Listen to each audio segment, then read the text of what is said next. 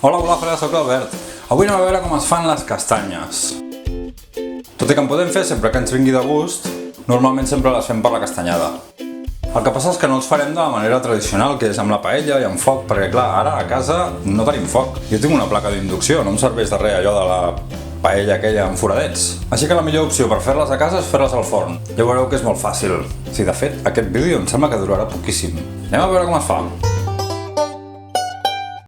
I per fer-lo necessitarem castanyes. És que durarà poc aquest vídeo, ja ho he dit. Anem a veure com es fa? Ah no, això també ho he dit. No sé, ens acostem més, els ensenyem així de propet. Mira. Xules que són les castanyes. Molt boniques. I ara el següent que haurem de fer, amb un ganivet, anirem agafant cada una de les castanyes i anirem fent una mena de tall aquí, vigilant de no tallar-nos a nosaltres mateixos. Sobretot, fem un tall a la pell. Si us voleu assegurar, poseu així sobre el marbre i feu un tall així, mirant de tallar només la pell. Potser si agafo un ganivet més gran m'anirà millor.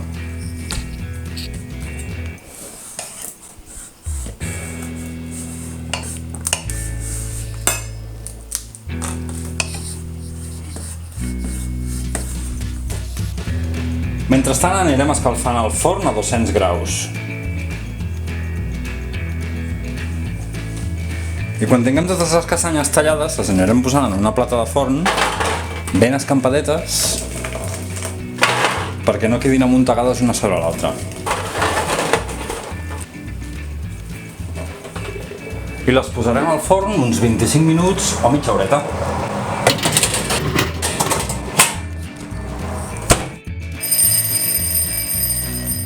Pots obrir tu, que ja em cremo amb això?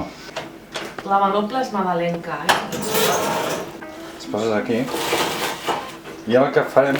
Ui, me cremo. Me cremo amb això, Sí, jo per això jo prefereixo que ho faci ella per no cremar-me jo. Així participo del canal Sí. de la cuina de l'Albert, que participa la Diana també. Va, calla. I ara les posarem en un drap net i les embolicarem i que així es faran una miqueta amb el seu propi vapor i quedaran una miqueta més tovetes. Se t'ha trabat la llengua una mica. Sí. Va! Ah! Però les tombo? Sí. Llavors per què les poso aquí? Sí. Però escolta, perdona, perdona. Vale? És que no sé per què les has posat aquí.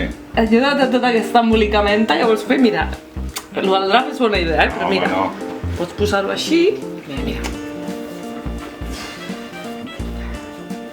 i ho emboliquem així, com un regalito.